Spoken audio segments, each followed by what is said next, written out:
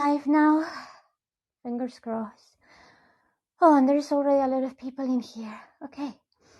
Who do we have here? Hi, Marta, Rosella, Leonie, Rebecca, Zena, Trisha, Anita, Sharon, Christina. Hello.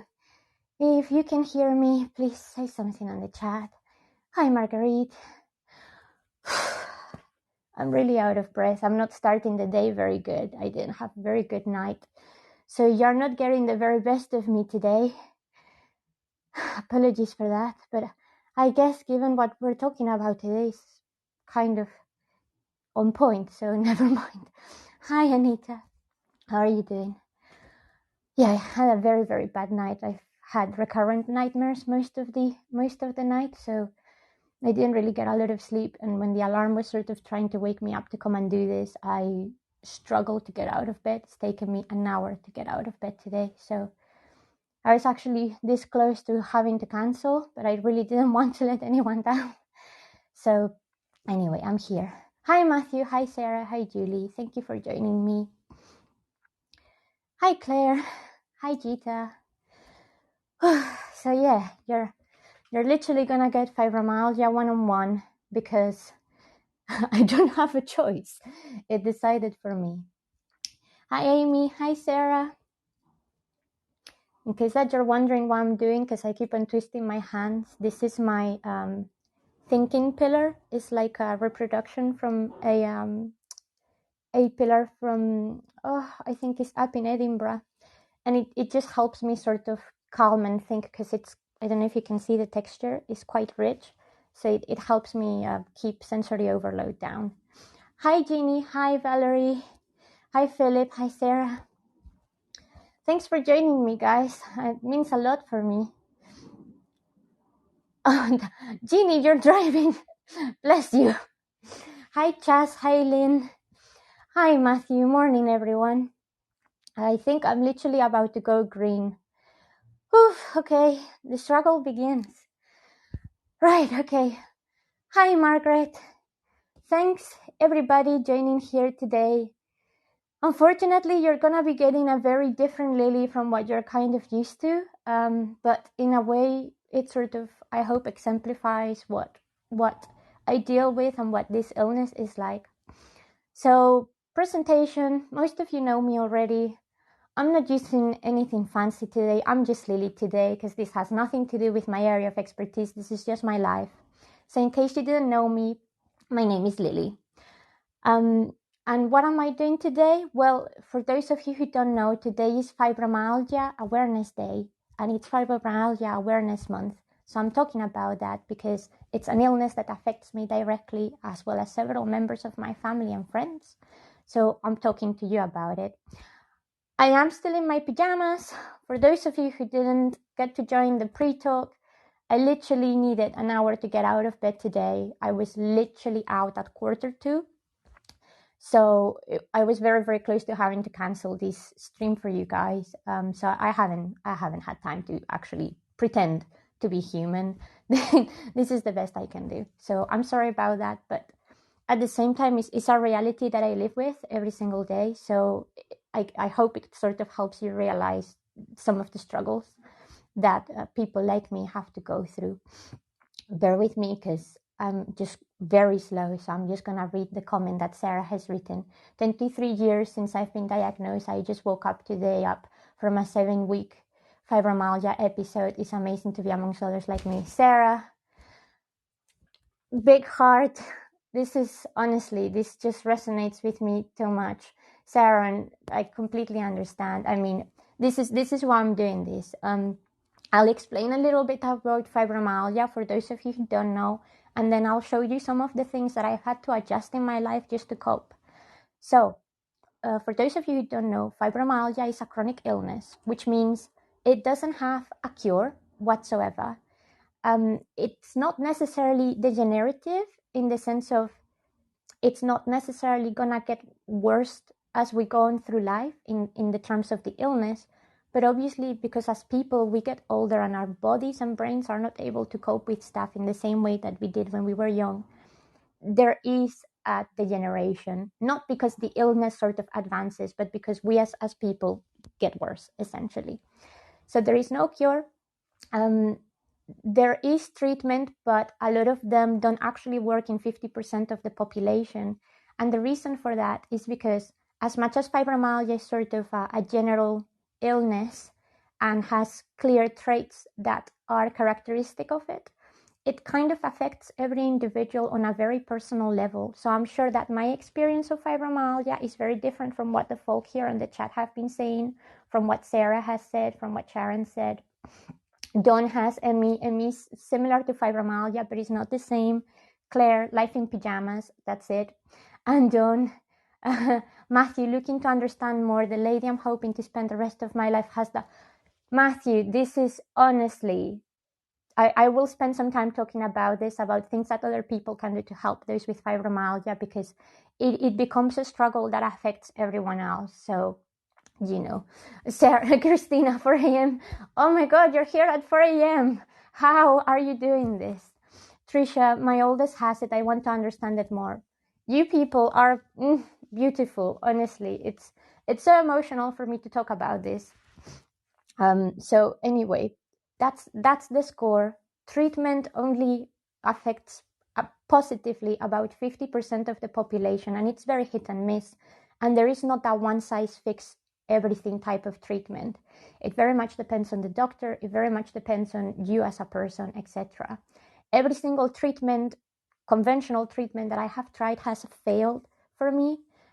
So I didn't really have much of a choice but to adjust my life and do lifestyle changes to cope with the illness, which is really hard. I've been living with fibromyalgia since I was 17. I will be 31 next month, so that is almost half of my life. And 17 is actually a very early age to have fibromyalgia. Now, because I was so young, the doctors were unable or unwilling to think someone like me in perfectly good health, because I was really active when I was young. I was in sports and doing all of this stuff. They just didn't believe that someone like me could have chronic illness. So they did some tests and whatnot, and they tried to see if it was arthritis, but I didn't have the markers for arthritis. So it just went undiagnosed until 2015. So that is now, nearly 8 years ago, when I was very lucky that the doctor I had when I moved to Winchester, she eventually looked at the signs and said, I think you may have this. Now, for those of you who don't know a lot about the illness, just like treatment can be very varied and doesn't work for everyone, diagnosis is very tricky, and it's always a process of elimination. So like, there is not a set of tests that any doctor can do that will say you have fibromyalgia. That's not how it works. What they do is they check your bloods, look for inflammation markers to rule out other illnesses. And then they do other things like allergy tests to make sure that you may not be, say, celiac or gluten intolerant or something like that. And then they start eliminating things, and then they diagnose the condition. Hi, Monica, Linda, Rab, Philip, Willow. We're literally just about 5 minutes into it, so you can still learn a lot today about fibromyalgia. Hi, Matt. So in my case, my doctor, given my size, I'm very small. For those of you who haven't seen me, I mean, Jeannie has met me and she can confirm that I'm tiny. I'm just about 5 foot tall. Yes, Julie, the session has started and everyone else seems to be picking up the microphone. So maybe refresh. Can anyone hear me? Yes, no? Well, I know Jeannie is driving and listening, so try to refresh. Okay, yeah, try to refresh, guys. Cool. So like I was saying, I'm very, very tiny, so there is not a lot of me, and which is one of the reasons why those type of medicines don't always work. But because I was so tiny, they were concerned that I may have something in my bones, like osteoporosis, which is an illness that just eats your bone away. There was also a test for bone cancer because of the same reason. And there was also a test for rheumatoid arthritis for the same reason again. So those were the things that they were checking, and they eventually decided I didn't fit the criteria for them. And by eliminating those conditions, they said it is fibromyalgia. Or rather, I'll quote, it's not any of these other conditions, so it probably is fibromyalgia. The vast majority of the time, I don't know what it's like for you folks in the chat who have the condition or who live with someone with the condition. It is usually not a definite. They normally tell you you probably have this instead of you definitely have this. So that's how we're at. Guys, if you can't hear me, this is all working fine on my end from what I'm reading. So do try to refresh or come in and out, because we've been sort of not having problems until now. So it may be an end of your connection, or just the chat is a bit overloaded. So just try refreshing, coming back in and out. Sorry about that. So that's sort of how the process of diagnosing fibromyalgia works. As you can see, it's not an exact science, and it's because our condition is a neurological illness. So a lot of people think it's autoimmune, like rheumatoid arthritis, but it's actually not, and they're showing a lot of research that suggests the problem with fibromyalgia is actually in our brain. So what do I mean by this? Every person with fibromyalgia has an issue with their neurons, which essentially means they're overreactive. So the nerve system is what sends messages, right, to the body to tell them what you need, what's happening to you. You're hot, you're cold, you're hungry, you're in pain, you're tired, whatever. It's messages, right? That's how our body functions.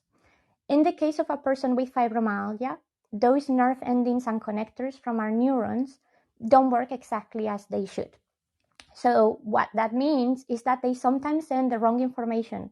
Either they don't send enough information, maybe they send too much information, they send information with a delay, they send information too fast. So it becomes really difficult for us to fully understand what is happening. And that is best seen in the biggest symptom of fibromyalgia, which is chronic pain. Now, I don't know if any of you have ever experienced chronic pain in your life, or if you've had severe nerve pain, but that's kind of what fibromyalgia is like. It's generalized pain, although some people may suffer it more in specific parts of their body. For me, it's mostly my hands. Now, as you all know, I am a historian. I've worked in academia for a really long time. When I started having problems, I was 17, I was in exams, and I couldn't lift a pen because it hurt that much. So that's normally what I feel it all the time. Even on a day when I'm perfectly fine and I'm touring with you guys and I'm holding the gimbal, I have a special set of gloves that I wear that are compression gloves that actually allow me to be able to carry on the gimbal without getting hand cramps. That's how bad it actually is. But if I am on a bad day, the pain sort of goes from like head to toes. There's different types of pain as well. For me, it's normally like a numbing sensation that it kind of feels like ants are running through my body or through specific parts of my body. Sometimes it can be a very sharp pain, kind of like you're being stabbed with a nail in a specific part of your body. And because of that wide sort of generalized pain, we actually have something called tender points. There is a diagram that if you are interested, you can look at. There is specific points in the body. They sort of go from like the head mostly to the bottom of the spine, because obviously that's where the spine goes. That's where the main director of the nervous system is and where most of our pain develops.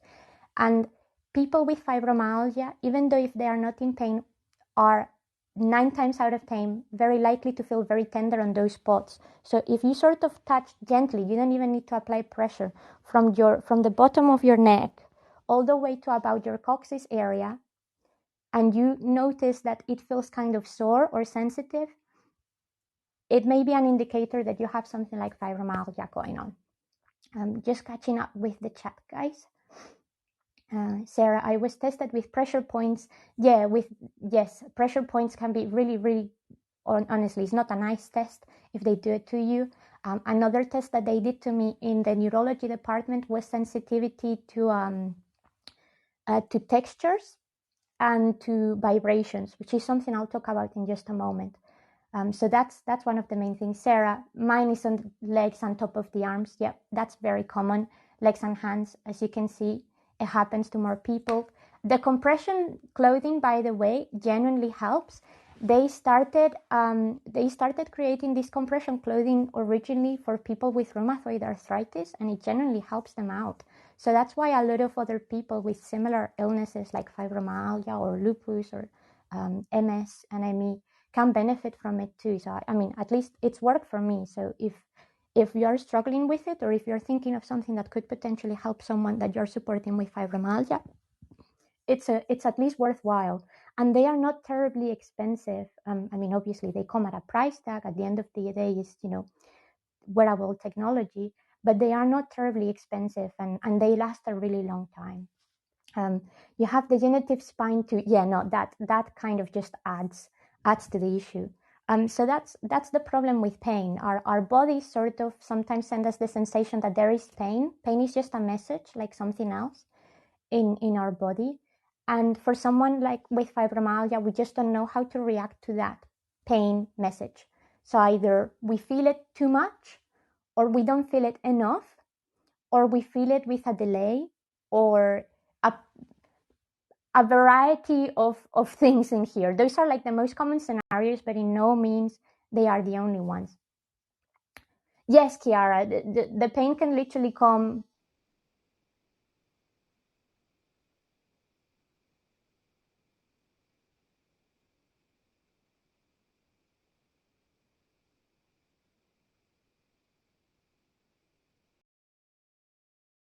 Took any treatment. So this is where I spend most of my time, right? I'm sure that this is the other perspective from where you guys have probably seen a lot of my at-home tours. You normally see me sitting here on the edge.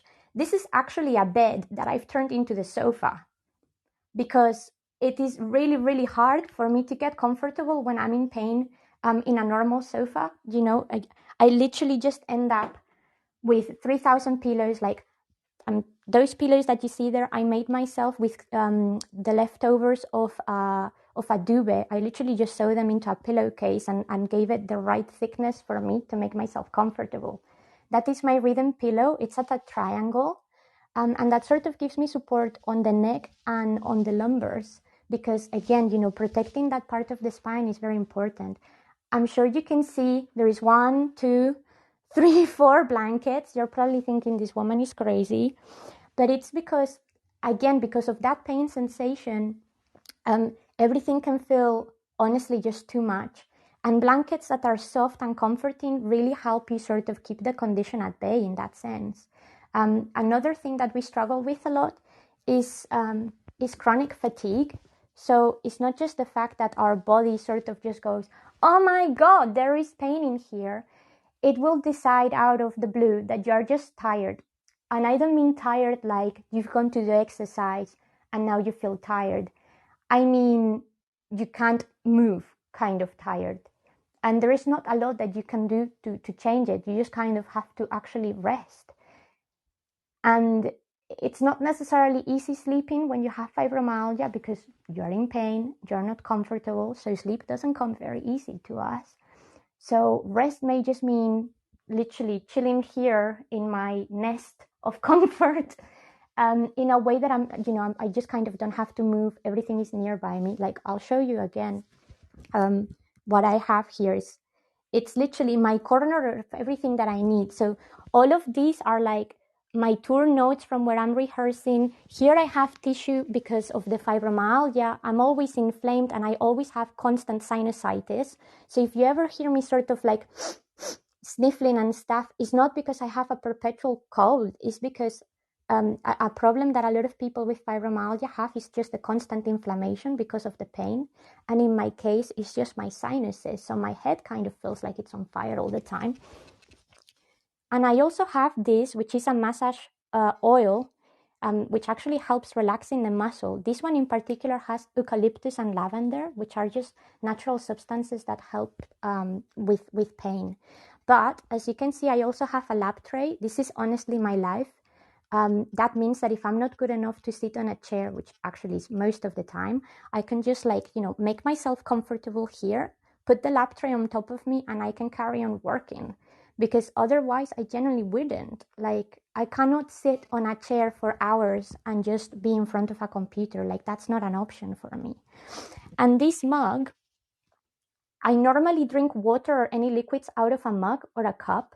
And that's because as the fibromyalgia affects my hands a lot, it's very hard for me to just hold a glass. I know that sounds like, bizarre, but it can be really difficult because, I mean, like, my hands are tiny. Glasses in the UK tend to be pint glasses. They are big, and it just causes so many problems. Like, I end up spilling water everywhere. So at least if I have a mug, it's got a handle, so I don't need to worry about dropping it, for example. So it's things like that people don't necessarily think we have to deal with, but it effectively really affects us. Just catching up with the chat now, guys. I don't know where one condition stops and the other one takes over. Well, that's the other thing. Once you have a chronic illness, I always say you end up it's like with Pokemon, catch them all. Sorry, I need to use humor because otherwise I can't even, guys. Because you already have a chronic illness, it means that your body doesn't work exactly well. So you're susceptible to catch other things or to develop other problems because your body just doesn't function. Maternity pillows are really good. I actually was gonna tell you, I'm gonna show you actually in my bedroom. I've gone through pillows and mattresses like nobody's business because, again, due to the pain and the fatigue, it's really important that you have stuff that will support you when you sleep and that will not give you problems. If that means you need to sleep with 3,000 pillows around you, you do it. Like, it takes no prisoners, and there is no way you can make it better. So all you can do is you just do the best by you. And that takes a lot of experimenting, which is unfortunately something that a lot of people with chronic illness probably didn't expect they were going to have to do with their lives. But I literally treat myself like a lab rat. So everything that I do to sort of try to improve my health and general quality of life, I don't expect it to work on the first time around, which kind of sounds a bit defeatist, but it's because I've been disappointed so many other times that, I just gotta work it out. I've got a new thing that has just started in my eyes. I didn't realize what was wrong until I read Alzheimer's flu oh my God, what is it called? Is Sjogren's syndrome. It is an associated condition of fibromyalgia. So I've told you the two main symptoms. The third main symptom is fibro fog or brain fog, which essentially means because your neurons are not working correctly, they can't comprehend things properly. Like, we may struggle with information overall, like just talking or thinking or reading anything. Just being in the outside world with all of the information that we go through every day can be really hard when you have brain fog. It kind of feels like you're constantly spaced out, which is not a very nice feeling. But then on top of that, there is like trillions and trillions of conditions that come with it that may be associated. And Sjogren's symptom is one of them that causes a lot of dryness in the eyes and the mouth. And it kind of gives you that feeling that you constantly have the flu or a cold as well. A lot of us also have Raynaud's syndrome, which means my hands and my feet are constantly cold. Doesn't matter what time of the year it is. Doesn't matter what I do. Which is the reason why I have a collection of hot water bottles and heat patches, and a few other things. And I kind of realized recently, particularly for my feet, that if I use cotton socks or woolen socks, because they are natural fibers, my feet sweat less and therefore they're less likely to get cold. And I'll explain why that matters in just a moment, just kind of reading. Eyes are such a nuisance. I have 2 sets of, well, yeah, that's the other thing. Your eyes get constantly tired. You have a lot of eye strain. It makes it really hard to look at things. You get lots of eye floaters for sure. 7 weeks, it completely vanished this morning, like nothing happened. Yeah, that's the thing. So I think Kiara asked, how long can some of these symptoms last? Some days it's just like a millisecond. Some other times it can be months. Like, this is the other problem. You can't prepare because you don't know how it's going to affect you. You don't know how long it's gonna take over, and you kind of don't have any choice but surrender to it and ride it out, which is really annoying. or taking some of the hardcore medications. But unfortunately, a lot of these medications can go up to the level of opiates. And for those of you guys, like, living on opiates is not a pretty life. So that's why a lot of people sort of can develop substance addiction to their drugs just to keep them going, because they know if they lose them, they can't even function. But also why a lot of other people tries to stay away from them, because they know the risks. The risks of taking, that type of medication is really bad. And yes, there's no point in crying. I mean, I cry mostly out of frustration, because you don't know when it's gonna happen. One day I wake up and I'm fine, and then the next one is like today, I can't function. So yeah, getting the basics of your bed and sofa, 100%. And yes, the humor usually helps. Well, yeah, Kiara, I do have a PhD, but honestly, the struggle to do it, like I literally became isolated. I had no social life.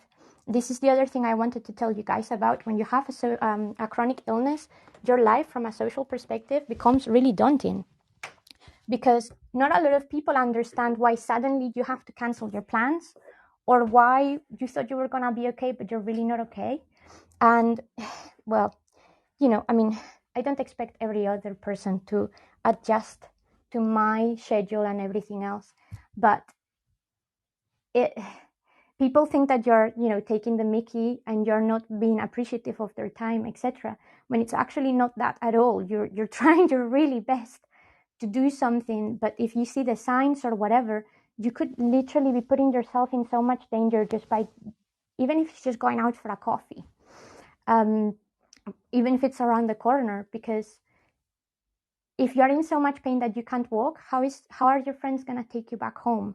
You may end up in the hospital. The hospital allegedly is not going to be able to do much to make you feel better. So it just takes a lot of mental endurance. And I find, at least, that when people tell you you have a chronic illness, as a patient, and the doctor is telling you this, they don't necessarily give you this advice, this thing of, this can affect your life in so many ways that you don't even understand. You're gonna have to become like made out of, titanium to be able to survive this, which is really hard. But it takes a long time to educate people and make them realize that, you're not doing it on purpose. You're just trying your best. Yeah, Claire, trying to explain to people that it's so much more than just being tired is hard. That's the other thing, because it's an invisible illness, right? Unless you're having a really bad day and you're literally falling to pieces, you just look fine. It can be really hard for people to think what you're going through. So a lot of people think that you're making it up and that you're not ill, that you just simply, can't be bothered, which is a very horrible thing for us to have, because for a really long time, fibromyalgia was not even recognized as a condition. So doctors would gaslight patients and tell them that it was all in their head, like that they were crazy, which is actually really, really bad, because fibromyalgia already gives you enough mental health challenges. We're constantly doubting ourselves. We're constantly feeling down on ourselves. Chronic pain and chronic fatigue can genuinely make you feel like an absolute piece of trash. Like you have no value to the world, like you're just consuming air, when actually that's not the case.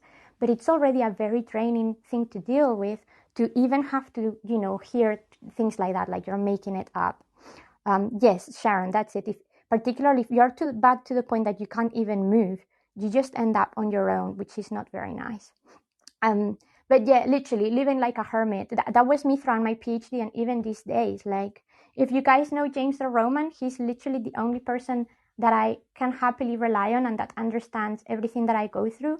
And he's literally taken me to A&E, brought me food, cleaned my house. Honestly, it is hard.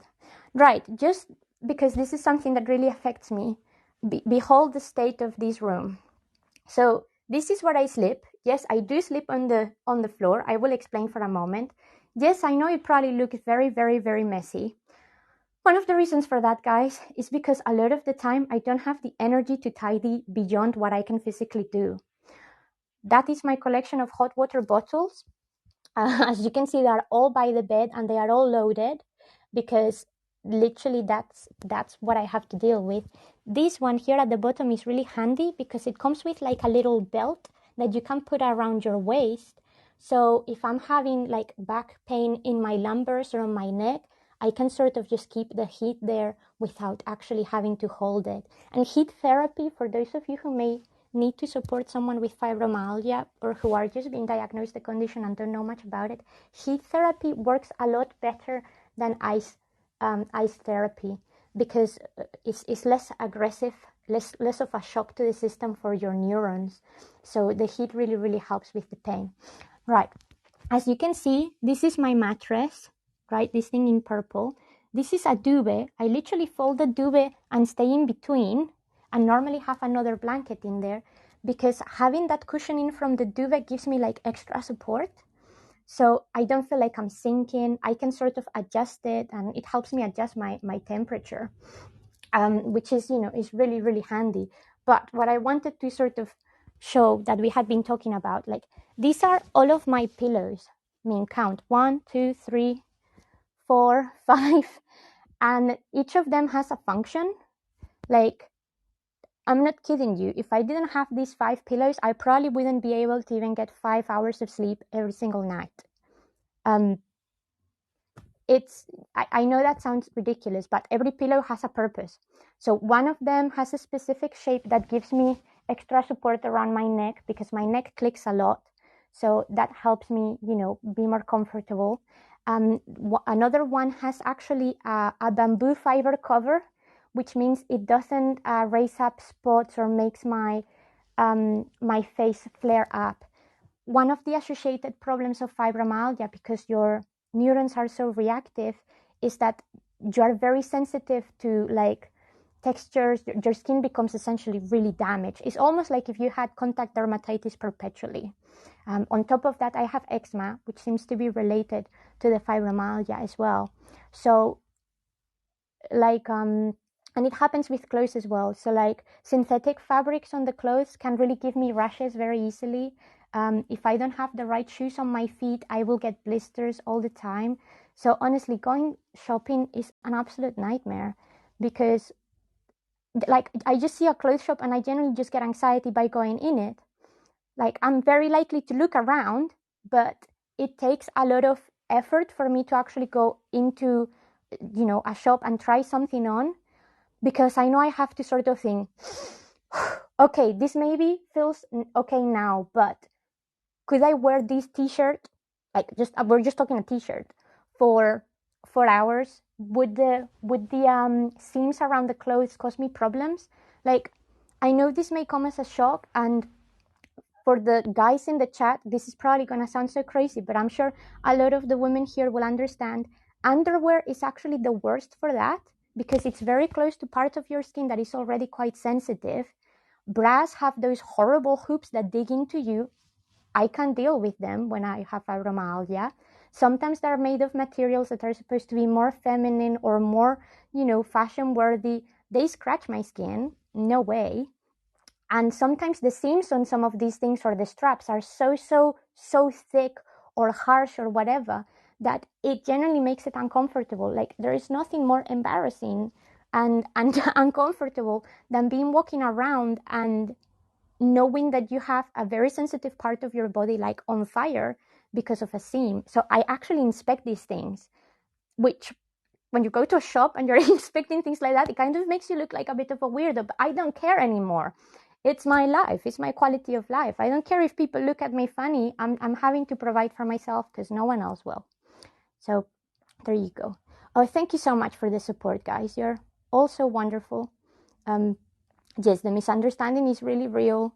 Doctors still don't believe it. Sarah, yay! We got each other. Mini electric heat pads from Argos are really good. There are actually some on Amazon that are really nice. Cheryl, hello, welcome, fellow ME and fibromyalgia warrior. We got you.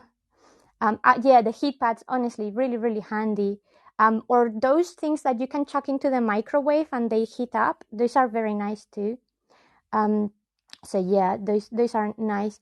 Yeah, rechargeable hot water bottle. Julie, I thank God for my husband. He has had, yeah, well, that's the thing. Like, that's the other thing I wanted to show you. My kitchen, which is in such a state.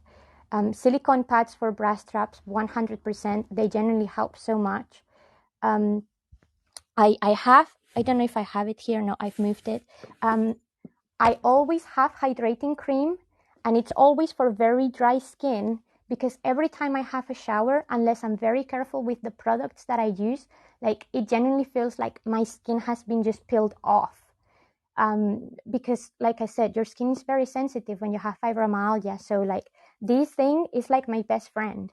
And I actually changed a huge amount of the like products that I use for hygiene overall. I only use shower gel from a specific trademark. It's either Sanex or Dove. That's it. I don't use any other.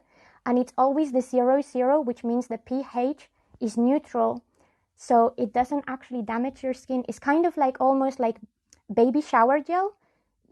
Imagine that you live with baby skin your whole life. That's kind of what I go through. So I use those.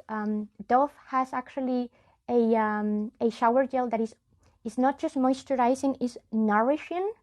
I'm very lucky that a friend of mine who also has fibromyalgia is a chemist, and explained to me the difference between having a moisturizing shower gel and a nourishing shower gel, which it all has to do with just the chemical components. So if you don't know or you're trying ones out, the nourishing ones are just generally kinder on your skin. It almost is like they have like hydrating lotion in them as well as washing, which, you know, is crazy.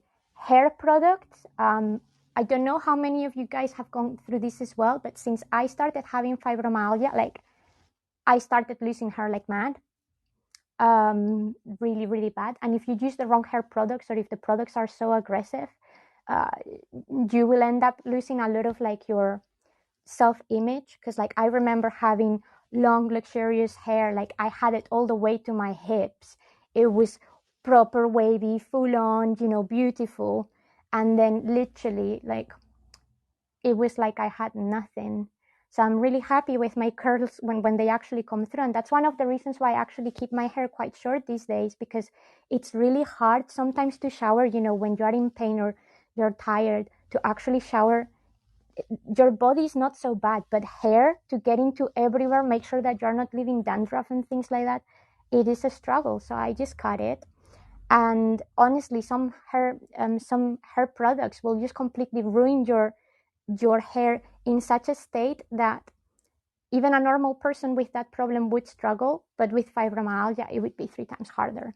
So I had to review all of that. And again, I know which ones work for me and which ones don't, but that's after practicing with many of them. Matthew, whoa, I didn't realize how much my partner suffers. She plays it down. I mean, this is not a stereotype. A lot of people with chronic illness, we kind of put like a facade of everything is fine, everything is good, until we really can't, because sometimes it's easier for our own sake not having to admit that we have struggles, because like we were saying earlier, you know, explaining to people what we go through can be really, really draining. And when you're used to people not believing you or not caring, it doesn't really sort of help you with your confidence to try and talk about it. So yeah, if she plays it down, that's very common, Matthew. You know, don't hold it against her. She's probably trying to sort of protect you in some way. But I've always found that if you know I'm going through this, like honestly, and I say this to everyone who may live with someone with fibromyalgia or know someone, if you know someone, and not just fibromyalgia, but a chronic illness, the kindest thing you can do is come to them and like hold their hand very gently and tell them, I will never know what you go through, but I know that your life cannot be nice or perfect. So just tell me how I can help. And just knowing that you're there and you get it, and you want to be there for us, it actually makes us feel human. It actually makes us feel like we matter. And I mean, I'm getting emotional because I've lost so many people because of this. Like, I know that kind of sounds like I've like people have died because of this. It's not like that, but I've lost so many friends because they just didn't want to accept that this was my life.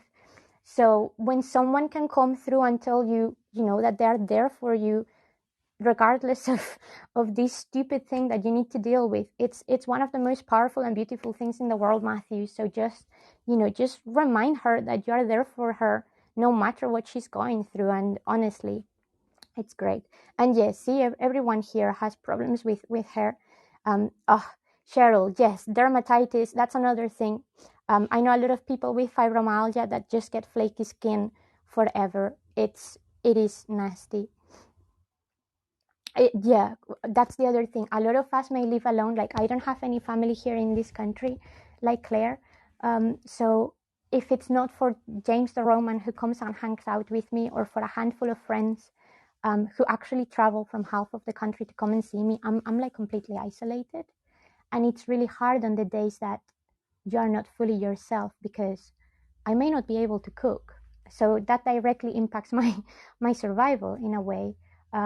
So there's generally just so many things you need to bring into consideration that you just didn't even expect when someone told you, hey, you have chronic illness, good luck with that. So it is very isolating, and having people that actually know what you're going through, whether they have the illness or not, and that have your back, even if it's through a screen. I don't know about you, Claire, but I find that just having that reassurance really helps me on the bad days. And well, yeah, honestly, animals for that are the best, because they don't judge you. They just know you're the human. I bent my legs inappropriately, and now I'm gonna suffer for that. Well, there you go. That's part of that. And yeah, so okay, my kitchen is very messy, so I'm not gonna show you that. But one of the things I wanted to talk about is food actually has a big impact in fibromyalgia. So I don't know, this may be useful for some of you guys, or Matthew, for you and your partner, or anyone else that may be helping someone with fibromyalgia. Our diet is huge, and for a person with a chronic illness, even more.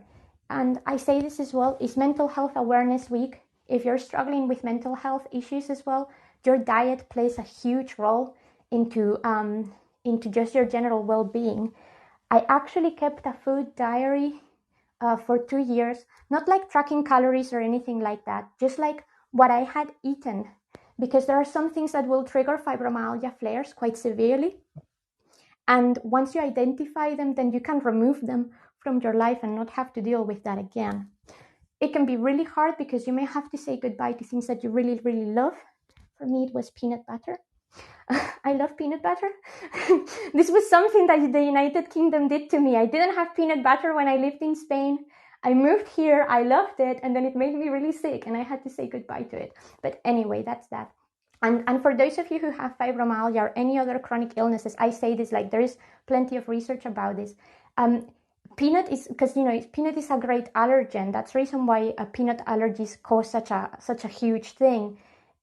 If you have a slightly susceptible immune system or neurological condition, peanut will trigger you like mad. So honestly, if you have peanuts or you eat peanuts, either cut them out or reduce them, because this is probably making things hard for you. A lot of people with fibromyalgia struggle with IBS, irritable bowel syndrome. A lot of people with fibromyalgia struggle with slight lactose intolerance or gluten intolerance. And that's because, in case you guys didn't know, I mean, this is a common subject, right? But we always say that we have a gut brain, and that's because a lot of our neuron connections actually go to our digestive system. That's what's keeping us alive. That's why we have so many nerve endings there. So when your brain doesn't work well, it doesn't tell your stomach and intestine how to operate properly, which means we end up with a lot of reflux, too much gas, problems in general. So what we eat is very important because it gives things less work. I'm gonna show you my fridge, which is very, very empty, but it will tell you very clearly what I eat and what I don't eat. So I literally just finished all the meat in the house, but as you can see, is veggies and fruit, fish. Fish is your best friend if you have fibromyalgia, because meat is actually really hard for all humans to digest in general. Red meat in particular causes a lot of inflammation, which is more likely to cause you pain and fatigue.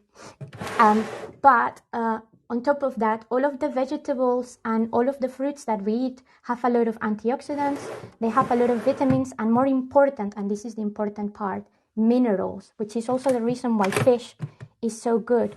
The minerals and the omega-3 are good nutrients for the brain. So as long as your brain is happy, you can keep your symptoms somehow down.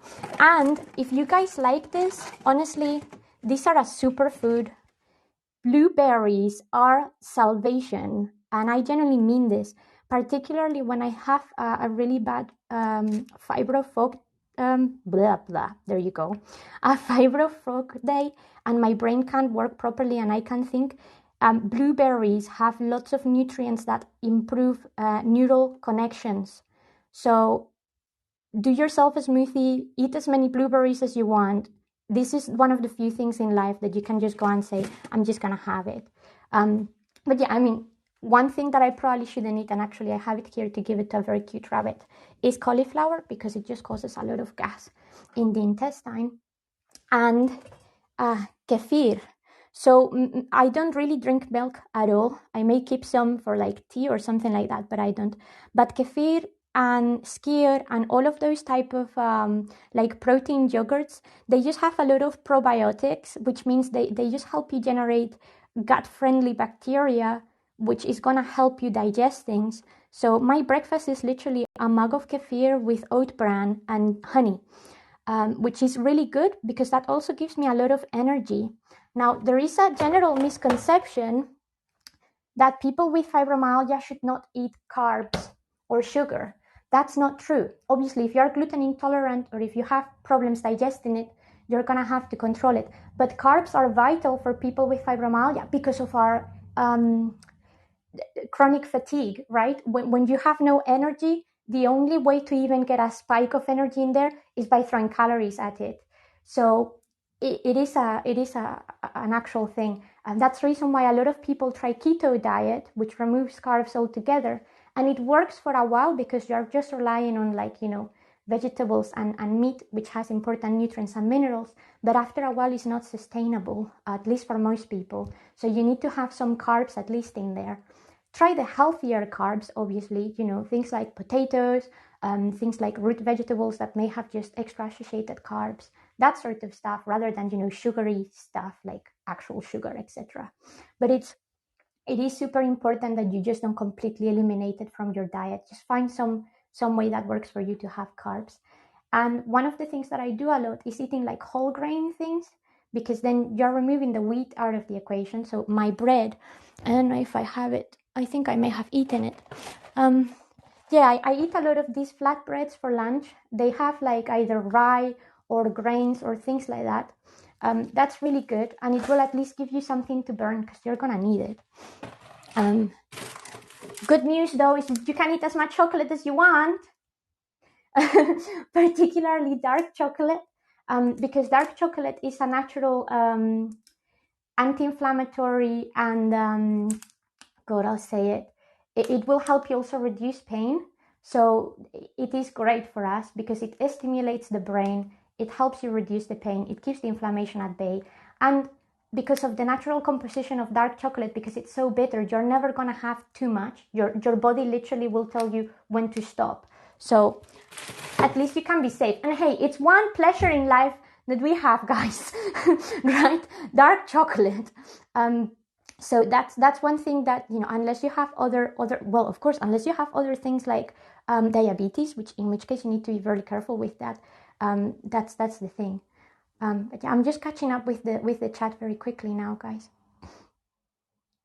Matthew, it doesn't define who you are. I mean, no, you're so best put on my big trouser. Oh, you're honestly such a cutie. I hated it when I used to get visitors and they expected me. Yeah, I mean, that's also the reason what Cheryl has been talking about, you know, unexpected visitors or just things to do. I actually plan like I micromanage every single aspect of my day. Like, let me show you my calendar. Like, you're gonna think I'm crazy, but hey, it keeps me alive, so I'm not apologizing for it. This is actually delayed. This is one of my old ones, but literally I would have things like this around the house. Excuse my bad handwriting. And it, you know, I would literally break down everything. And you see how I actually mark down my day off? I would also include things like rest, or, you know, or like take a walk or things like that, because the only way we have a slight control over our flares and when things get worse is if we actually try and minimize them. So by including rest, by making sure that we are disengaging from things that could cause potentially emotional overload or sensory overload, which I get quite a lot, it's the only way I can guarantee that I'm buying myself time, if that makes sense.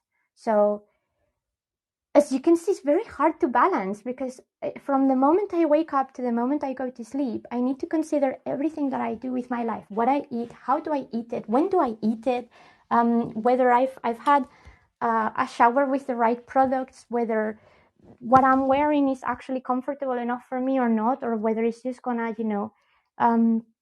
cause me a lot of misery later. So it is not a nice thing to have to deal with, but there are ways to deal with it, which is the important thing and what I really wanted to sort of talk about today, that it is horrible, it is a struggle, but there are ways we can get by.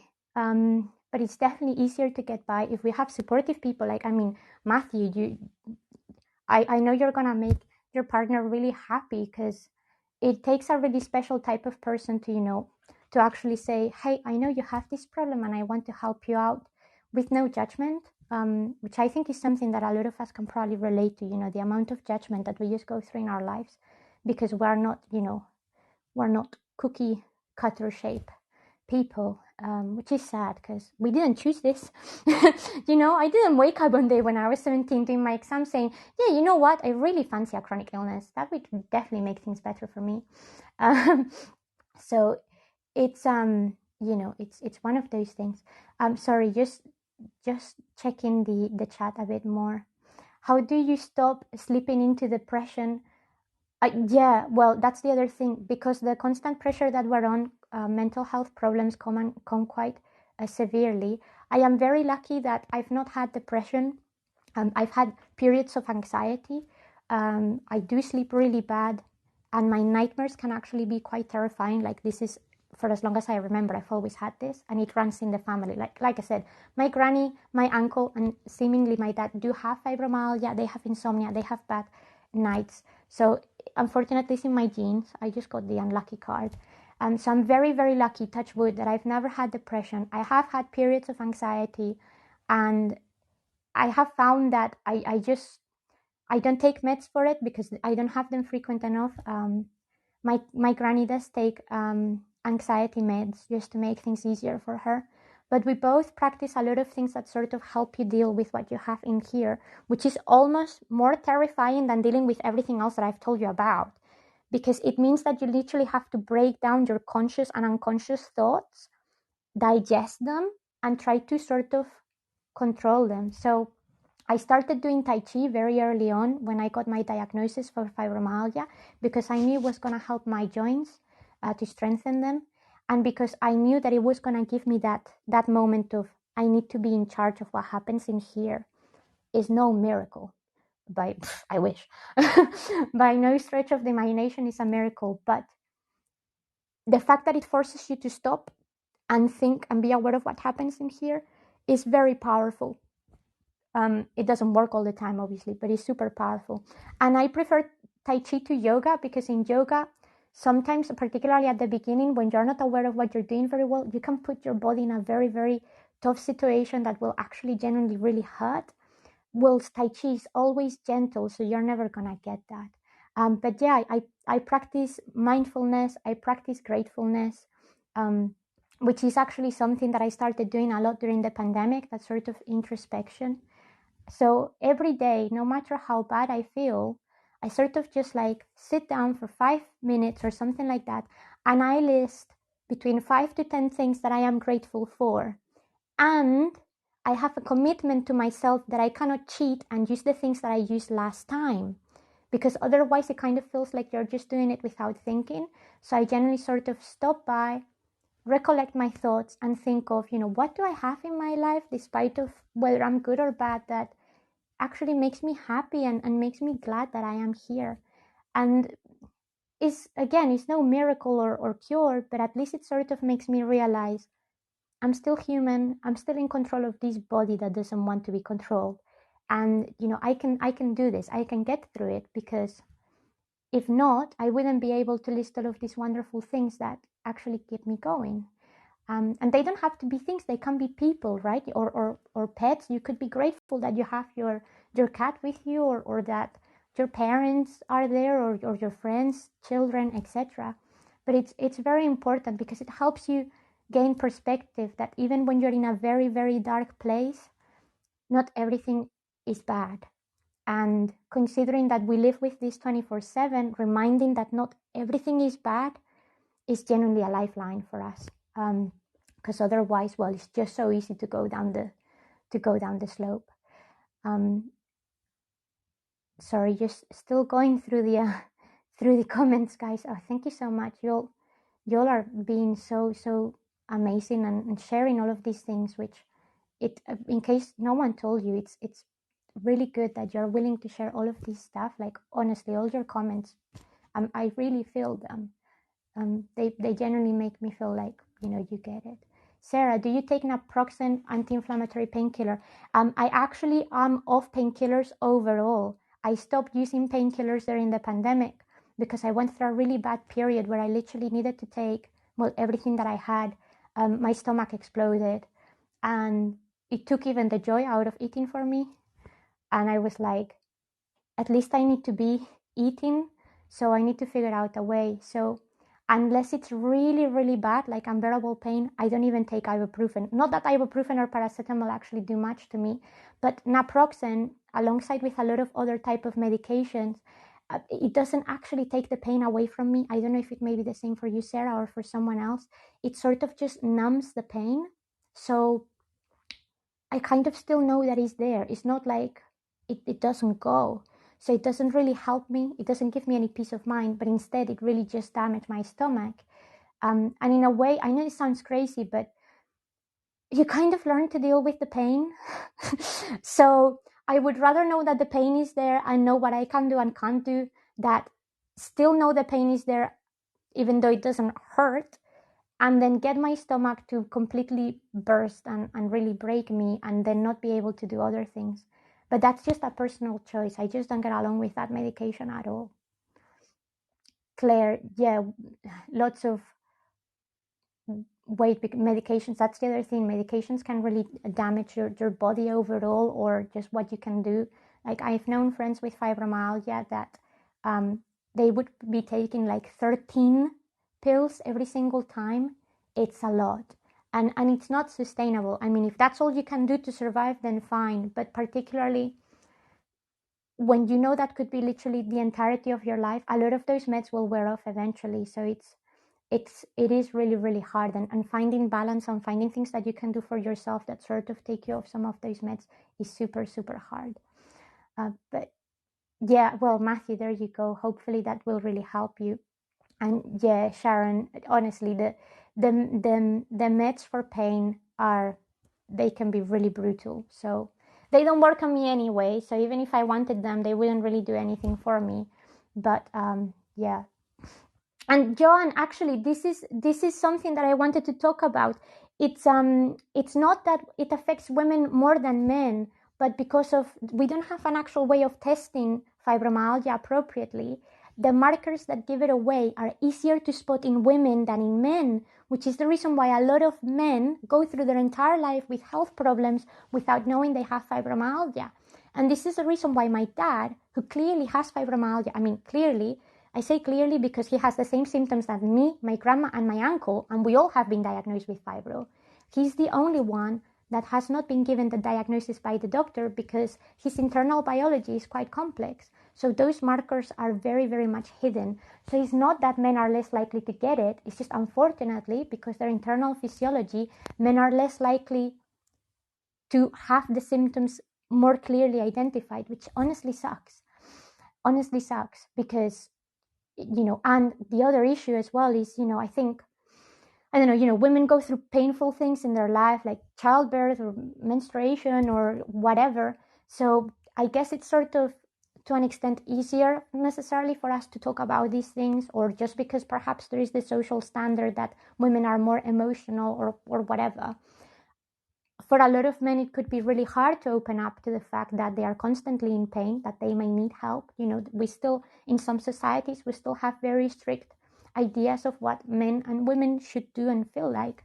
So it's really hard for them because they go undetected, they lack support, and it becomes a really, really bad problem for them. But men can have fibromyalgia just as much. And for those of you who were not at the beginning of the tour, in the UK alone, we think it affects 1 in 20 people. 1 in 20. It means that if you are not in this chat, or if you are in this chat and you don't have the illness, it's very likely you know someone who has it, whether it's diagnosed or not. Overall, I think the math suggests that 4 million Americans have fibromyalgia. 4 million Americans, and we know so little about it because, well, it's just been dismissed for such a long time. So that's kind of the deal here, and honestly, it's just a very complex subject, and I could carry on and on and on. I think I've already gone over my time. I'm so sorry, but you all have been so involved, and there has been a really good conversation. So I'm grateful to be able to talk about this. The only thing that found that helps mine is increasing distance from wireless. Wireless radiation and spending more time in nature. That is true. Well, nature actually has a lot of, it releases a lot of chemicals that actually helps the brain. That's the reason why, KS. So honestly, if you guys can actually get out to proper nature, not just the park. I mean, if you only have the park, go to the park. But proper nature, just the cleaner air and the actual general wellness from the outside world will generally help your brain rebalance. So that's 100% true. I have support from my best friend virtually. This is the beautiful thing of the virtual world, Sarah. It is really good. But yeah, so that's kind of all. I'm sorry, I'm gonna have to wrap this up. Matthew, this is not self-inflicted. How can there be judgment? Well, honestly, you'd be surprised. Everything that you said in that comment is valid, but people still will judge you no matter what. I genuinely think we're getting better and sort of being more accepting about people and what they may be going through life. But that's kind of what I really hope. You can all take from this, whether you have fibromyalgia or not, is you just don't know what someone else is going through. Not just in their life, but like every day. So I hope, if nothing else, this helps you gain that perspective that sometimes we can jump to conclusions very quickly, when actually the vast majority of us are just trying to survive day by day. So I really, really found one of the very good things that I found about sort of accepting that I have this illness. I went through the grieving and the process and all of that, and eventually I was like, hey, fine, I have this, whatever.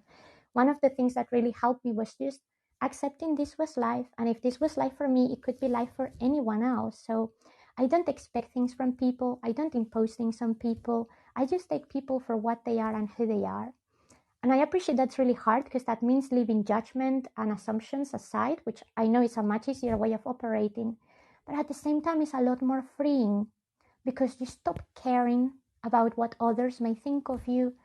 And that's a very powerful sensation that honestly helps you sort of regain control. So if you're struggling with something like this and you don't really know what else to do, honestly, this is my one piece of wisdom from me to you. Just, the hell to people. Don't care about them. You are you, and you don't deserve this, but it's part of you, but it doesn't define you. You're still a human being with hopes, dreams, and thoughts and feelings.